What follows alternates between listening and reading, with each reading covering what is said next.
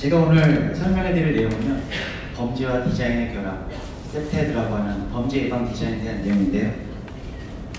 오늘의 목차는 총 3개로 구성이 되어 있습니다. 그중 첫 번째, 범죄의 원인과 취약 환경의 특징에 대해서 알아보도록 하겠습니다. 2018년 현재를 살아가는 우리들은 얼마나 안전하다고 느끼시는지 모르겠습니다. 지금 제가 몇 가지 사건들을 나열해놨는데요. 다 언론 보도를 통해서 들으셨을 거예요.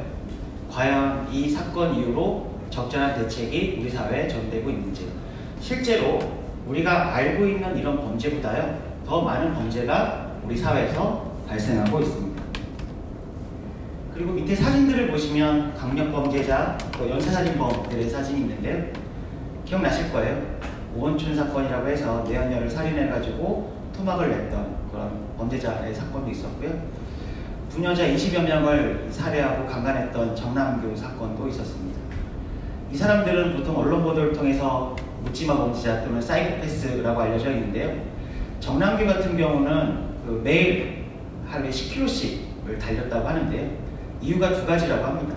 일단 경찰이 쫓아오면 더 빨리 도망가기 위해서, 그리고 두 번째는 몸을 가볍게 해가지고 배관을 타고 집에 잘 침입하기 위해서. 이런 거 본다면 충분히 사이코패스적인 기질을 가지고 있는데, 이러한 사람들의 범죄를 저지른 환경들을 찾아가 보면 공통적인 특징을 발견할 수가 있습니다.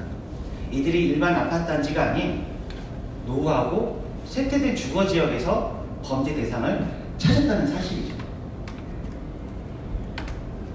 그래서 여러분들은 보통 드라마나 영화를 통해서 그 범죄자의 어떤 성격을 프로파일링하는 그런 사람들을 많이 알고 계시는데요. 저 같은 사람들은 범죄가 발생한 환경을 프로파일링을 하고 있고, 그런 것들을 핫스팟 분석이라고 합니다.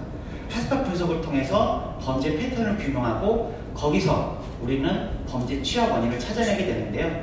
여러분들 보통 이런 범죄 예방을 위해서 필요한 것들은 CCTV나 경찰의 순찰이라고 생각을 하시는데, 과연 그것만으로 범죄 예방이 가능한 것인지 의문을 갖게 됩니다.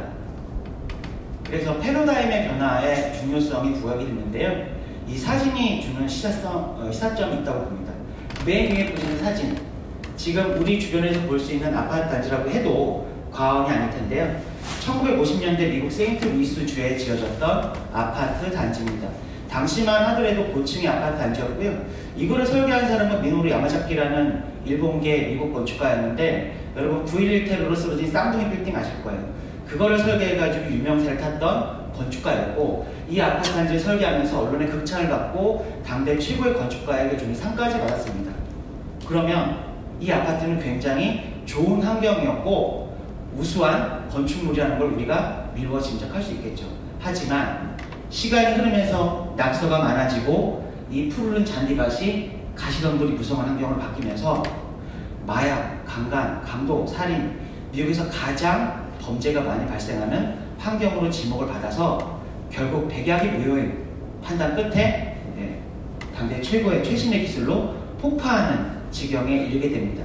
이러면서 우리는 반성하게 되고, 이전까지는 범죄자에 대해서만 연구를 했던 게 아니다. 범죄를 유발하는 환경을 통제하지 않으면 범죄 예방은 어렵다. 그래서 태동한 것이 세테드, 크라임 프리벤션 스루 인바이런먼트 디자인, 범죄 예방 디자인이라는 것입니다. 이런 범죄 예방 디자인은 범죄를 유발하는 원인들을 계획 및 설계 단계에서 최소화시키거나 제거함으로써 범죄를 최소화시키고 또 예방하는 그러한 모든 전략들을 이야기하고요. 궁극적으로 나아가 삶의 질을 향상시키는 것도 목표로 하고 있습니다. 기본 개념은 감시와 접근 통제, 공동체 강화로 이루어지고요. 여기 보시는 6가지 전략이 우리 설계에 반영이 되고 있는데, 그 몇 가지 사례를 보시도록 하겠습니다. 우리 일반 주택가에서 볼 수 있는 다세대 다가구의 모습인데요. 이렇게 가벽으로 둘러쳐 있는 환경에서는 주변에도 어두워지게 되고요. 또 이 필로티 하부에서 발생하는 일들이 밖에서 보이지 않게 됩니다. 그래서 이런 담장을 걷어내거나 투시형으로 만들어주면 훨씬 불안감이 감소가 될 것이고요. 지금 이런 골목길에서는 담장과 차가 문제가 되는데요. 야간에 차 뒤에 범죄자가 은신해 있다가 혼자 가는 사람에게 해를 가할 수가 있고요. 또 범죄자는 이 차를 딛고 집에 들어가면 밖에서의 시선 연결이 차단되기 때문에 자기 행동이 자유로워지게 됩니다. 그래서 필요한 부분에 대해서는 이렇게 담장 호물기 사업도 진행하고 있습니다. 주차장은 여성분들이 가장 불안감이 높은 공간인데요. 구조 계산을 통해서 벽을 뚫어버리게 되면 CCTV를 몇 대 설치하는 것보다 훨씬 더 효과를 가지게 되고요. 대형 마트에서 주부 납치 사건이 있었는데 주차장에서 그렇게 주차를 하고 가시는 분을 은신해 있다가 범죄자가 따라가가지고 범죄를 저지를 수 있지만 이렇게 보행로를 만들게 되면 사람이 다니게 되고 은신 공간을 제거할 수 있습니다.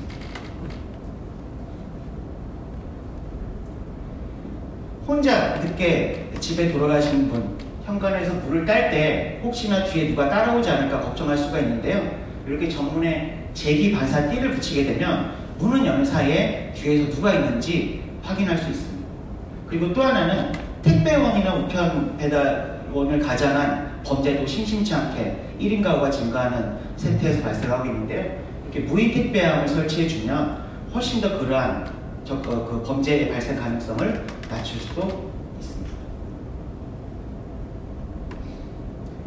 엘리베이터를 탈 때요, 항상 조심하셔야 되는데요. 여러분들 스마트폰을 보시면서 엘리베이터를 타게 돼요. 그러면 이 배전함 안쪽에 숨어있는 범죄자랑 마주하는 상황을 또 우리가 심심찮게 볼 수가 있는데, 이 거울을 엘리베이터 뒤쪽에 설치하게 되면 이 안쪽이 다 보이기 때문에 미연의 그런 위험을 차단할 수도 있습니다. 아까 배관 타는 문제를 말씀드렸는데요. 사실 범죄자의 침입 경로는 두 가지예요. 정문으로 들어가거나 배관을 타고 창문으로 들어갑니다. 그래서 사실 문단속이 굉장히 중요하고요. 배관을 타지 못하게 이렇게 가시형 덮개를 붙이면 배관을 잡을 수가 없어요. 효과는 너무 좋은데 도시가 너무 삭막해지죠. 그래서 이렇게 매립을 해가지고 배관을 집어넣거나, 아파트 가보시면 요즘 3층 밑에는 덮개를 씌워가지고 잡지 못하게 하는 디자인도 보실 수가 있습니다.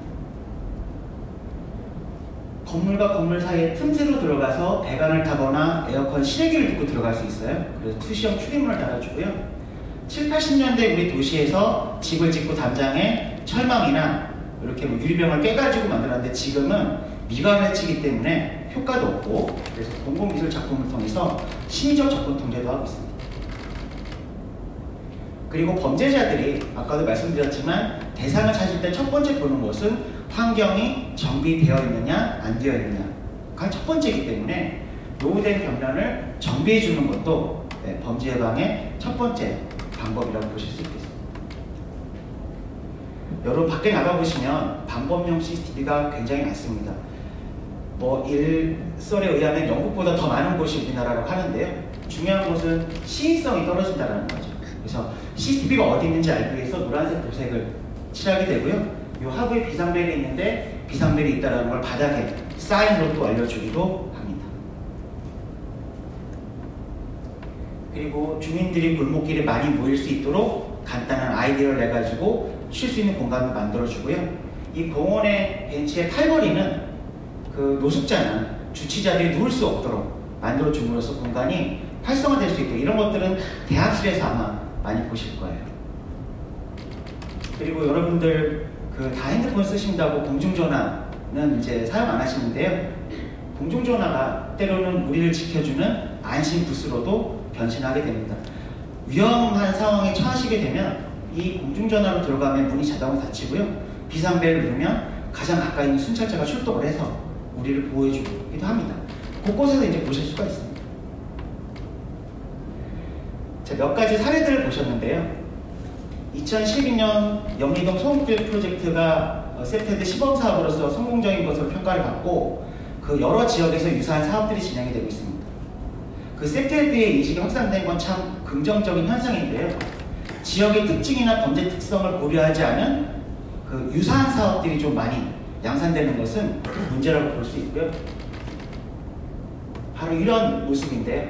여기 보시면 지금 CCTV에 노란색 칠해져 있습니다. 강남역 뒷골목의 모습인데요. 사실상 실제 가보면 눈에 들어오지가 않아요. 이런 범죄 예방 전략도 효과를 발휘하기 위해서는 도시의 정체성 또는 경관 정비 함께 되었을 때 우리가 보다 안전할 수 있다는 거죠. 오늘 설명드린 범죄 예방 디자인은요, 몇 가지 제약 조건이 있습니다. 우선 모든 범죄에 대한 만병통치약은 아니고요.